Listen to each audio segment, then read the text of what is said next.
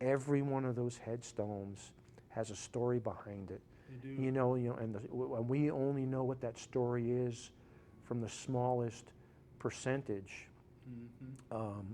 And members of our organization that still have a sword or a pistol or some artifact that belong to their ancestor, I'm very envious of them, because they actually have a physical object that connects them to their ancestor, and that's priceless. That's Indeed. Something that you can't just go out and buy, right? That type of connection, and it helps the rest of us to keep the memory alive of those men who fought Indeed. to preserve the Union.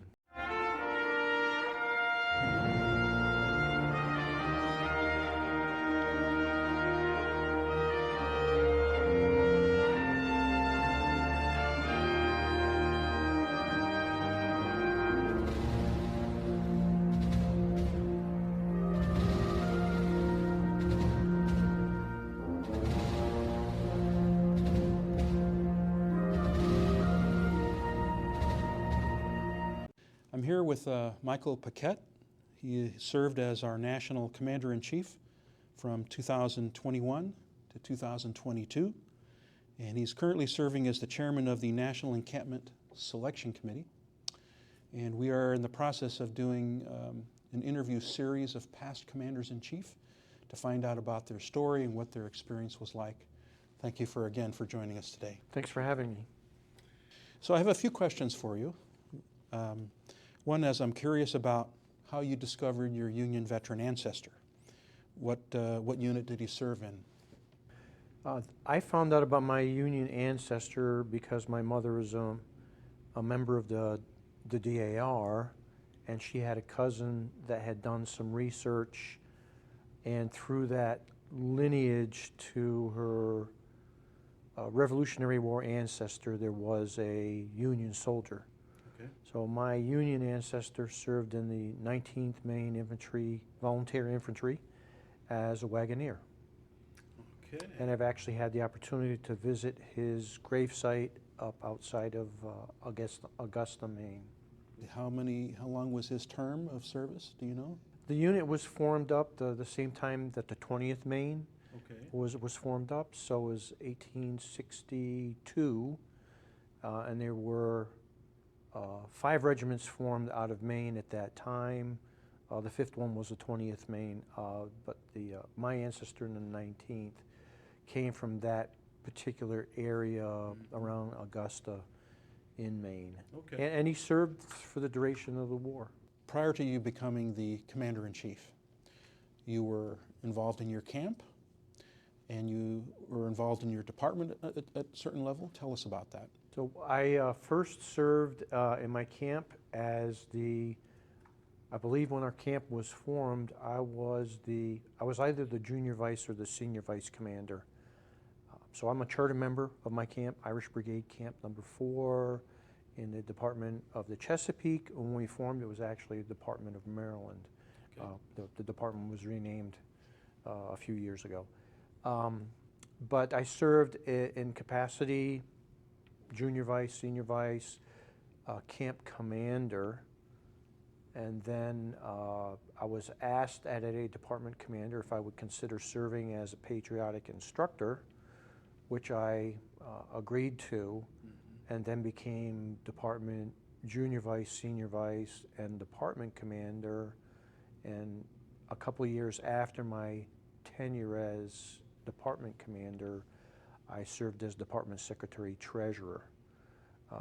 That's a great billet in the organization, whether at camp or department level, to really find out how our organization operates, is to serve as a department or camp secretary, to really understand all of the ins and outs and the administrative responsibilities that we have at the different levels in the organization. And those stood me well, especially my experience as department secretary treasurer, working at the national level. And then while I was at the department level, I was fortunate enough to serve as past Commander-in-Chief Eugene Mortoff's Chief of Staff And that was my first glimpse into duties and responsibilities at the national level. I also had the benefit of serving on the department host committee as the department chair for the host committee and sponsoring 2 national encampments. And that was good to start understanding what was going on at the national level and different responsibilities and different positions, and really learning how the organization operates at the national level. Interesting. And it was during that term as Chief of Staff that I made a decision that I would run for the Council Administration. I see. Council Administration makes decisions that runs the national organization in between national encampments, right? And so, and then from there, you also eventually became the Junior Vice Commander-in-Chief, is that correct? Yes, I did 3 years in the Council Administration. And then after my 3rd year, I made the decision that I would run for Junior Vice Commander-in-Chief and ultimately try to become Commander-in-Chief. Okay, very good. Well, you eventually did become the Commander-in-Chief, Yes. didn't you? It's behind me now. We're glad that you did. I'm sure that as you think about your term as Commander-in-Chief, there were things you were able to accomplish. Tell us about what your accomplishments were during that time. Well, one of my primary concerns coming into or becoming the Commander-in-Chief is we were still in the midst of dealing with the COVID-19 epidemic, and my 2 predecessors were limited in their ability to travel and get around to the various departments to install officers. And I was really the first of the 3 of us able to actually get out there and do it. And I mean, getting on an airplane and having to put on a mask from the parking lot into the main lobby at the airport, and the whole time that you're on the aircraft and back on the receiving end, and until you finally get on a vehicle. So I mean, I was masked for, I don't know, 14, 16 hours, one of the very first trips I took to the Department of California and Pacific. But so the COVID thing was a very unique experience for our organization. One of my primary focuses was, as the COVID-19 epidemic listed and the restrictions on travel, I made it a point that I needed to get out and spend as much time with the various departments, because that's the one thing that I believe that we were deprived of during the previous 2 years, is that whole fraternal aspect of our organization, that we made it work with a virtual presence, and we're able to conduct the business of the organization. But other than, you know, those rare occasions that you could gather or do something outside regarding, you know, because of the space differences and all the restriction put on us to COVID, but just getting back to some sense of normalcy and having that fraternal relationship with one another was critical, and one of the things that I really wanted to emphasize during my administration. So you mentioned that one of the things that we came out on the other end of that was virtual, using technology to have virtual meetings. Yes. And how do you feel like that has gone for us? Has that really helped our organization stay connected with each other? And I took full advantage of it as Commander-in-Chief, being able to employ those, I would call it akin to having a tool in your toolkit, right? It's as a manager or a leader, you have a variety of tools at your disposal to accomplish, you know, what you set out to do. And as that virtual meeting had been passed at the immediate previous national encampment, when I became Commander-in-Chief, that opened a number of doors for me as Commander-in-Chief, and it's a boon to our organization. For departments and camps that are geographically dispersed and don't have the means to really get together on a basis that they would like to, brothers that are no longer able to drive in the evening, brothers that may be physically impaired. We learned how to do all of that during the pandemic. And being able to take advantage of that, again, as I said, it's a tool, but the tool is there for purposes that leadership should be able to. Is it applicable to use it here? Is it not applicable to do it there? I think some things that I was able to do that were a benefit. There were many years that I heard department commanders asking for time to meet with the commander-in-chief during the national encampment. But because of the time constraints at the national encampment, when we only have 2 business days, there really isn't an opportunity for the commander-in-chief to sit down with the department commanders and lay out his visions for the next year and get feedback from the department commanders about issues or questions they may have within their departments. Well, it's interesting you should say that, and you characterize it as a tool in our toolbox, if you will. We're here in Houston today. Our local camp is the Lieutenant Commander Edward Lee Camp of Houston, and yet we have a membership that spreads out geographically as far away as across the Louisiana border over into central Texas. And so there are times we're just disconnected with our brothers just because of distance. And so we started incorporating the Zoom virtual meeting as a hybrid to our regular in-person meetings. And lo and behold, we started reconnecting with brothers we hadn't seen for a long time. Right. So thank you for your taking the lead on that. It helped us tremendously out here. There are definite situations that we can get brothers re-engaged with the organization who've had to bow out because of age or driving restrictions or whatever. But I guess my mantra at that time is let's find ways to be inclusive with our brothers rather than exclusive. What can we do to reach out to our brothers that maybe it's the distance that you have to travel, whatever it is, but keep them engaged with what's going on in the organization, because you know, for many of them, there's many years of experience that would be advantageous to continue to leverage in our favor. Indeed, absolutely. As the legal successor to the Grand Army of the Republic, our GAR forefathers handed down to us their ceremonies, their rituals, their traditions. And one of the things that we have felt is important to do here is to honor them by continuing on in those ceremonies and traditions. I'm curious to know what your thoughts are about why is it important that we follow our ceremonies and that we do them? Very interesting question, especially with my background. I'm a retired Marine, so as a Marine, I'm very familiar with formality and rituals and ceremonies within the military.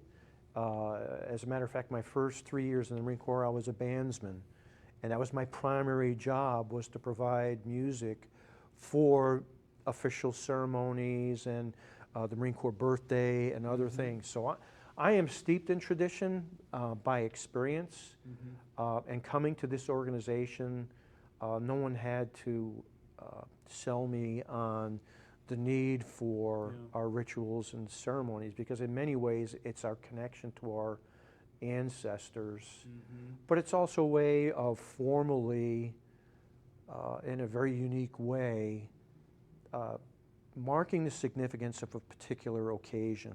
You know, whether that's an obligation ceremony, bringing a new member into our organization, or installing camp, department, or national levels. Yeah, it's very important us to continue to observe those ceremonial duties, because it's our connection to our past, but it's also, I believe, a very formal way of establishing and setting that particular point in time, aside from everything else that we do in the organization, as a special occasion to be marked by formality and ceremony. So I'm a firm supporter of that, and I think while we do it, we also need to make sure that it's relevant to the audience that we're conveying it to. So I believe it's appropriate to continue to look at and making sure we're having the same impact. Indeed. You know, and so it could require tweaks over time. We're very big on doing graveside remembrance ceremonies, particularly when we discover a new Union veteran and where they're buried. And very much so. We try to do the graveside ceremony that the GAR would have done for them at their funeral. And it just serves as a great reminder about our heritage and what these guys went through to pave the way for help pave the way for the freedoms that we enjoy today here in this country. So I wanted to ask you a little bit about our organization. As you know, some of our challenges have to do with bringing in new members, how do you retain existing members, maintain their interest in being involved, being engaged. You know, sometimes due to distance and other factors, there can be a bit of a disengagement that happens over time. And I'm curious to know what your thoughts are about how do we keep people engaged? How do we reach out to new people? That's quite a challenge because, you know, out of the 20 plus years that I've been a member, I've seen multiple attempts by past commanders and chiefs during their administration to address recruiting and retention issues across the organization. And because of the way that we are constructed, it has its own unique set of problems. And what I mean by that is membership in our organization is granted at the camp level by a camp. So we don't nationally approve someone to become a member of our, that decision resides according to our Constitution and regulations, that that authority and that responsibility resides at the camp level. So what can we do at the national level to assist the camps in that capacity, recruiting and retention?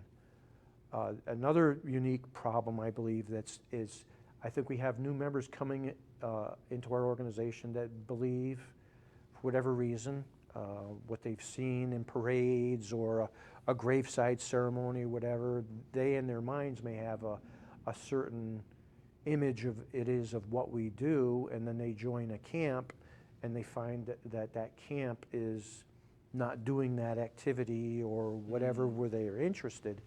So that, I think therein is the trouble, is we may have members that their expectations of what the organization is all about is not met at the camp level. And I would encourage those brothers or those new members that if the camp where you end up isn't really the camp for you in the organization, that it's perfectly fine to, especially if you find another camp that is doing the activities that you want to do, or it may be an opportunity to convince the camp that you currently belong to that this is something that you believe that the camp should be doing. I think that's healthy for an organization, and one way to keep it fresh and vibrant is as you get new members and times are changing, then the interests of the camp may also change. And that leads to the retention issue, is if the camp is not, you get a new member and they're not able to, they don't believe that their time's being well spent, they'd rather be doing other things, well that could be an opportunity rather than a problem, right? It's finding a venue or a mechanism for that member to, you know, maybe expand the boundaries of what the camp is all about, and it could be benefit everybody in the organization. Going back to the recruiting, I think we've made tremendous strides in the past recent years with the materials they're making available out on YouTube, and you know, interviews and medium like this, because we're not going to get across to the up-and-coming generation in the same manner that you and I were approached when we, right, because social media is a factor now. Social media is a factor, and if we're not communicating to younger men on a frequency that they're listening on, our message is never going to be Sure. received. So we have to reach out and make sure that the message that we intend potential new members to be receiving is even on a platform that they're listening to. I think we've made some good strides in the past couple of years with a more dedicated focus towards social media and getting some younger brothers involved that are much more familiar than I am with some of these new platforms. And I think that's vital for us to be able to, I mean, we're not going to have new members. And I asked this question during my time as Commander-in-Chief. I went to many department encampments, and when we had a young man sitting there that was high school age or younger, I asked them if any of them had ever been out to our website. And the answer was unanimously no. So young people are not attracted to go out there and peruse websites. I mean, we need it for our generation and conducting business in the organization, but How about social media? Social media would have been the more, but I asked them, so are you on Facebook? No. Wow. Many of us believe that we're, with the times, but the preconceived notion about Facebook now is that's for old people. So, for recruiting, we need to make sure that we're out there using the tools at our disposal, which means we probably need to get younger brothers involved Sure. on getting our message out on the newer social media platforms. What I would like to add is, even though we don't have younger people accessing our national website, for us as an organization and to have credibility as an organization, it's crucially important that we have a national website. I mean, that's how we communicate with each other. That's how we distribute information from departments down to camps, all of our forms, historical records. So, these young people that maybe have not been out to our website, that wouldn't, maybe out of practice, it be a location that they would go to. It's vitally important that we continue to maintain that national website for many, many reasons. And, over time, younger people might find it useful. So for the administration of our organization, we couldn't exist without a national website. Right. I just don't know if it's the right tool for younger people, but for people of our vintage that are looking for information on how to join our organization. That information is all available on our national website, and I know recruiting efforts that I've participated in, I say, well, I don't have a recruiting application here with me or the latest version, but here's our website, and right on the front, the front splash page of it is instructions on where to download the form and how to become a member. So just being able to say, go out to suvcw.org, and all the information about joining and the documentation you need to provide, it's all there, and it's very easy to say suvcw.org. Sure. So I just don't know it's the medium that we want to use to communicate with an 18-year-old. Sure. What alternative mediums would you say would be more appropriate for? Well, I mean, even the ones that I could mention, whether it's Snapchat, Instagram, Twitter, those are all dated as well. And, another 5 or 10 years, what's it going to be? I don't know. Somebody's but going to invent something else. Something that we're not doing today, and the only way we're going to know about it is through a grandkid, probably, Yeah. How would you go about developing your members and encouraging them to take on roles where they find that they really are interested in? I think it's important for us as an organization to recognize, when you're in a leadership position, recognize members, newer members that have the potential to serve in different capacities within the organization and do so well.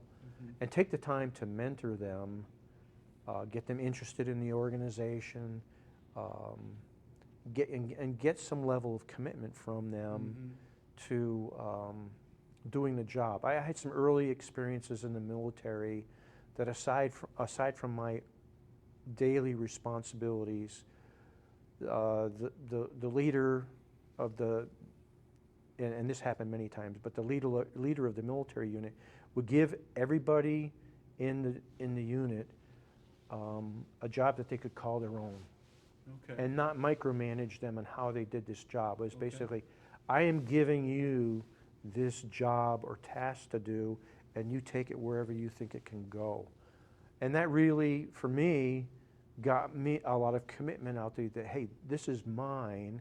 I don't have somebody breathing down my neck, making sure, so I could take this as far as I wanted to go, but I could put my name on it. It's something I can claim as my own. And I think in our organization, any volunteer organization, that's important, because if you want buy-in, commitment from an individual, you got to allow them to own it. Call it a management style. It's one that I firmly believe in, but that's part of our job as leaders in the organization, is to mentor it and give people the opportunity to learn and grow in those positions, and yes, even potentially make mistakes, because you're going to get a stronger individual out of it with the benefit of all those experiences doing that could be applied elsewhere. I think that's just basic people skills, not necessarily unique to our organization. It seems to me that early on, when they're coming in, one of the things to pay attention to is, what is it that drew you to us? What was it that sparked your interest? And it could be graveside ceremonies that they happen to see and observe. It could be something else. Perhaps that's a little bit of an insider's understanding of what they find interesting. So I think the first thing, the seeds that were planted for me joining Sons of Union Veterans of the Civil War, is a trip that my family made from Rhode Island to Gettysburg. And before that point, I was interested in different aspects of history, because there's lots of colonial history up in New England where I'm from, but not a lot of Civil War stuff in Rhode Island, Massachusetts, up in that area. So going to Gettysburg, where that battle was fought, and seeing the monuments and the cannons and everything else, it really piqued my interest on, wow. And then I found out I had an ancestor that, had served in the Union Army. I knew I was always, from that point on, I knew I was going to join this organization. It was just a matter of when. And I didn't join until after my military career was done. I retired when I was 38, when I knew I would have the time to do, and not be tied to a duty schedule at work, or potentially getting orders to move someplace else. So when I finally set roots in Fredericksburg, Virginia, that's when the opportunity arose.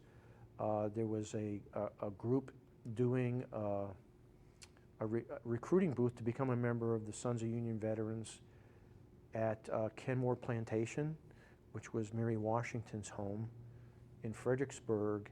And that's how I found out that this other new brother was forming a camp right there in Fredericksburg, Virginia, and I was a charter member of the camp. So that it was very much a timing thing for me for actually doing it.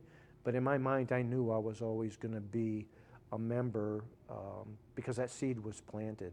And that's the thing I would say about recruiting, is even if we may not be successful at a specific recruiting effort, you can't forget that you might just be planting a seed that someone is eventually going to take action on. So that's the other thing to remember when we're out there recruiting, is even if you may not be successful on landing anybody or gaining a new member through that drive, but at least you're planting a seed that could be taken. Something that inspires them. Yes. Catches their interest. Yes. So for me, it was all about the battles and the generals and stuff as a 10-year-old. Over the years, it's become much more personal, connecting with individuals and the struggles that they were putting up with in their personal lives or their lives while they were serving their country.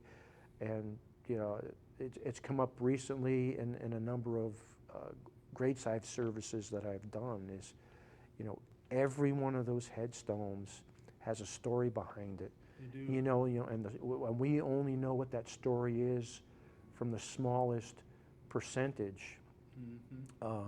And members of our organization that still have a sword or a pistol or some artifact that belong to their ancestor, I'm very envious of them because they actually have a physical object that connects them to their ancestor, and that's priceless. That's something that you can't just go out and buy, right? That type of connection, and it helps the rest of us to keep the memory alive of those men who fought to preserve the Union. I remember somebody telling me, past department commander, that a survey that he read where they interviewed a group of elderly people. What was the greatest fear that they had as they faced the sunset of their life?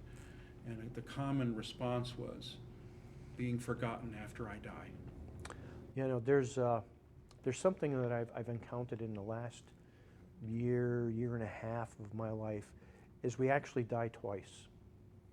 There's our physical death when we're no longer here, and the second death is when your name is said for the last time by someone that knows you, knew something, and that ties right in with that fear that nobody would remember you.